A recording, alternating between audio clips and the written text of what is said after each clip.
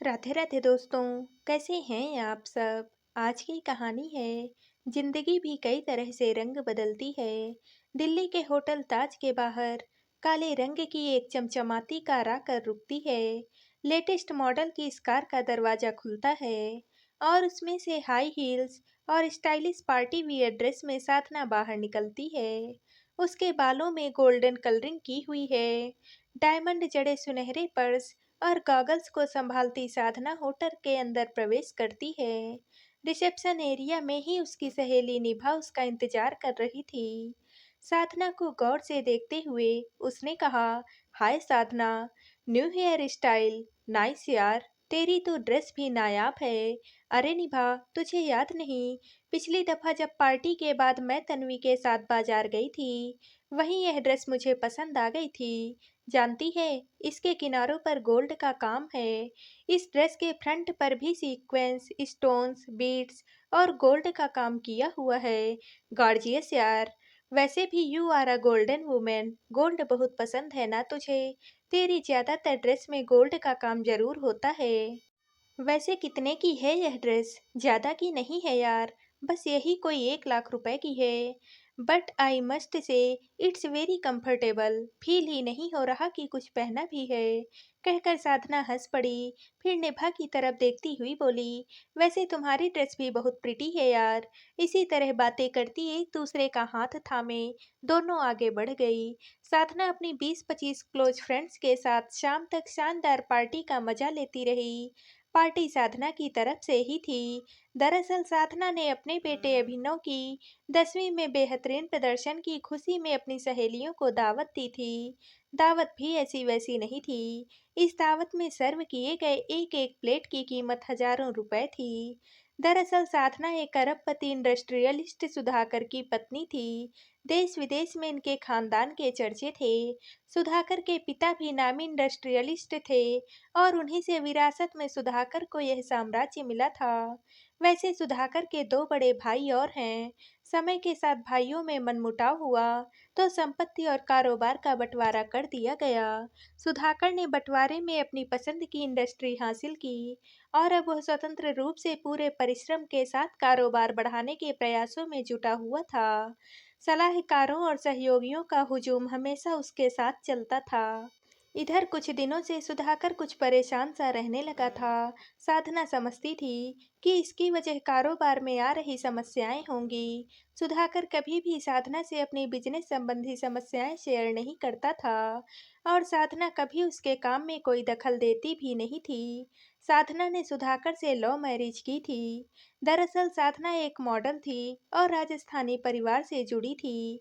वहीं सुधाकर भी मूल रूप से राजस्थानी ही था। दोनों के ही परिवार वाले अब दिल्ली में बसे हुए थे। साधना का फैशन सेंस और स्टाइलिश लुक सुधाकर के मन में समा गया था। एक फैशन शो इवेंट के दौरान उसने साधना से अपने दिल की बात पूरे राजस्थानी अंदाज में कही और वहीं दोनों ने एक दूसरे को जीवन साथी के रूप में चुन लिया।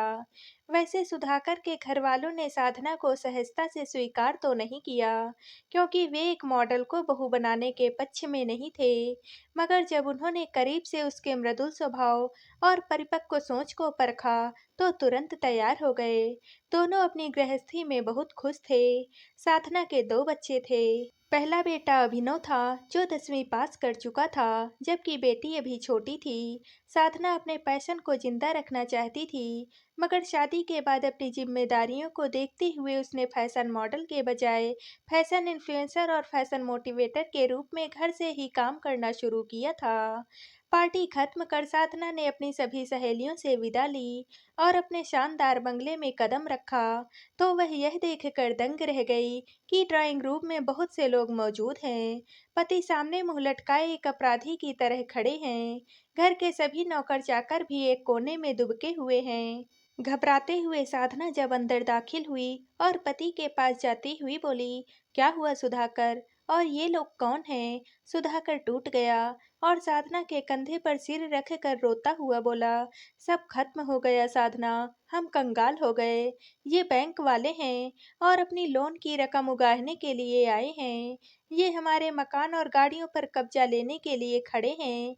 साधना सन्न सी रह गई, मगर पति को दिलासा देती हुई बोली, परेशान मत हो सुधाकर, सब कुछ ठीक हो जाएगा। मैं भी अब तक यही तो सोचता रहा कि सब कुछ ठीक हो जाएगा। एक के बाद एक बिजनेस डूबते रहे, मगर मैं लोन ले लेकर नए सपने बुनता रहा। तुम्हें भी कभी एहसास नहीं होने दिया कि आजकल हमारी कंपनियां नफा देने के बजाय नुकसान दे रही हैं। मेरे बैंक लोन इतने ज़्यादा बढ़ गए हैं कि अब मैं सब कुछ गंवा देने की हालत में पहुंच गया हूँ। बस मुझे एक साइन करना है और फिर यह बंगला गाड़ी, यह शानो शौकत, सब कुछ खत्म हो जाएगा। तो क्या हुआ सुधाकर? अब हम एक सामान्य जीवन जी लेंगे। सालों शानो शौकत का अनुभव किया है, तो कुछ समय साधारण जीवन का भी अनुभव होना चाहिए ना। और कौन जाने तुम बहुत जल्द ही सब कुछ वापस खड़ा कर लोगे। मुझे पूरा विश्वास है तुम पर। कर दो साइन सुधाकर, ज्यादा मत सोचो। मन मसोस कर सुधाकर ने सब कुछ बैंक वालों को सौंप दिया और इस तरह से एक झटके में अरबपति दंपति का परिवार साधारण मध्यम वर्गीय परिवार में तब्दील हो गया। सुधाकर और साधना ने तो फिर भी परिस्थितियों से समझौता कर लिया, मगर असल मुसीबत बच्चों की थी, जिन्होंने बचपन से एक लग्जीरियस लाइफ जी थी और अब अचानक से आए इस बदलाव से वे हतप्रभ थे। बेटी पायल तो इस छोटे से नए घर में आकर फपक फपक कर रो पड़ी थी। बेटा अभिनव भी सामान्य नहीं रह पाया।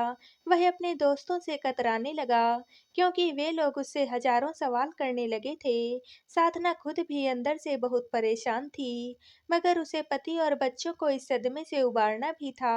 साधना ने पहले अपने मन को समझाया और फिर शांत मन से बच्चों को समझाने में जुट गई। बेटी को अपने पास बैठाकर साधना ने पूछा, आप क्यों रो रहे हो? मम्मा, हम गरीब हो गए, अब हमें बहुत कठिन दिन गुजारने होंगे ना। हम अपने मन का कुछ भी नहीं कर पाएंगे ना। ऐसा क्यों कह रही हो मेरी बच्ची? अमीरी गरीबी तो जिंदगी में लगी ही रहती है। यह भी जिंदगी का एक हिस्सा है, एक फेज की तरह है, बिल्कुल वैसे ही जैसे रोज सुबह होती है, शाम होती है और फिर रात हो जाती है। अगला दिन आता है और फिर से सुबह हो जाती है। यह सब कुछ तो चलता ही रहता है। अब देखो ना, कभी ठंड, कभी गर्मी और कभी बारिश, मौसम भी तो बदलते रहते हैं ना। जानते हो, गर्मी के बाद बारिश ना आए तो फसलें सूख जाएंगी और हमें खाने की चीजें नहीं मिलेंगी। इसी तरह से जिंदगी भी रंग बदलती है। पर मम्मा, यह फेज अच्छा नहीं है ना। किसने कहा बेटे, हर फेज अच्छा होता है, हमें कुछ ना कुछ सिखा कर जाता है। कोशिश करो तो जिंदगी के इस फेज से बहुत कुछ सीख सकते हो। वह क्या मम्मा? देखो बेटे, जीवन में कठिनाइयाँ आती हैं, तभी इंसान उनसे लड़ना सीखता है, मजबूत बनता है। जो लोग हमेशा अमीरी में जीते हैं, उनके अंदर कठिन परिस्थितियों से निपटने की ताकत नहीं आ पाती। अमीर बच्चों को सब कुछ आसानी से मिल जाता है, इसलिए उनके अंदर प्रतिस्पर्धा की भावना नहीं आती। मगर साधारण लोग सब कुछ अपनी मेहनत के बल पर हासिल करते हैं, इसी में असली खुशी है। पायल माँ को देखती रही, वह कोशिश कर रही थी कि माँ के तर्कों को मान ले, मगर बच्ची के मन अंदर से टूट गया था। अभिनव भी काफी गुमसुम सा रहने लगा था। वक्त इसी तरह से गुजरता रहा। बच्चे अभी भी इस नई जिंदगी में सामान्य नहीं थे। एक दिन बेटा जब स्कूल से वापस लौटा तो साधना हैरान रह गई। उसके कपड़े कई जगह से फटे हुए थे, बाल बिखरे थे और कई जगह पर चोट भी लगी थी। उसके साथ आए लड़के ने बताया कि स्कूल में दूसरे लड़कों से मारपीट की वजह से यह हालत हुई है। उस लड़के के जाने के बाद साधना ने जल्दी जल्दी पहले तो बेटे को नहलाया और फिर उसकी मरहम पट्टी की। सिर पर ठंडे पानी की फुहारें पड़ी तो अभिनव थोड़ा सामान्य हुआ। अब बेटे को अपने पास बैठाकर और उसकी आंखों में देखते हुए साधना ने पूछा, यह सब क्या है अभी? अपने दोस्तों से लड़ने की वजह क्या थी? ऐसा क्या हो गया जो तुमने मारपीट की? अभिनव अचानक रोता हुआ उसकी गोद में सिर रख कर लेट गया और बोला, माँ, स्कूल का एक लड़का पापा को कंगाल और दिवालिया कह रहा था। उसने मुझे कंगाल का बेटा कहा। इसी बात पर मुझे गुस्सा आ गया, मैं सह नहीं सका और उस पर टूट पड़ा। बेटे, ऐसा क्या गलत कह दिया था उसने? और यदि गलत कहा भी तो तुम्हें क्या फर्क पड़ता है, जबकि बात ही गलत है। देखो बेटा, तुम्हारे पापा दिवालिया हुए थे, उनकी संपत्ति जब्त कर ली गई थी। इसकी खबर न्यूज़ चैनल और अखबारों में भी आई थी। ऐसे में संभव है कि उस लड़के के घर में भी इस बात पर चर्चा हुई होगी। वह लड़का किसी बात पर तुमसे नाराज होगा, इसलिए उसने तुम्हें उकसाने के लिए इस बात को गलत तरीके से कहा और तुम सचमुच में भड़क उठे। तुमने उसकी योजना को सफल बना दिया। यह रवैया सही नहीं है बेटे। खुद को कमजोर नहीं मजबूत बनाओ। कोई कुछ भी कहे, तुम्हें फर्क नहीं पड़ना चाहिए। पर मॉम, वह सबके सामने ऐसी बातें कर रहा था, तो भला मैं क्या करता? चुपचाप आगे बढ़ जाता। या तो चुपचाप आगे बढ़ जाते, या फिर मुस्कुरा कर कहते कि डोंट वरी, हम फिर से पहले जैसे बन जाएंगे। साधना ने समझाया। सुनकर अभिनव को हंसी आ गई। वह माँ के हाथ चूमता हुआ बोला, मॉम यू आर ग्रेट, कहाँ से लाते हो आप इतना पेशेंस? साधना ने हंसकर कहा, यह पेशेंस अब तुम्हें भी अपने अंदर पैदा करना है बेटे। तभी तुम जिंदगी की हर जंग को जीत सकोगे। ओके मॉम, मैं ऐसा ही करके दिखाऊंगा।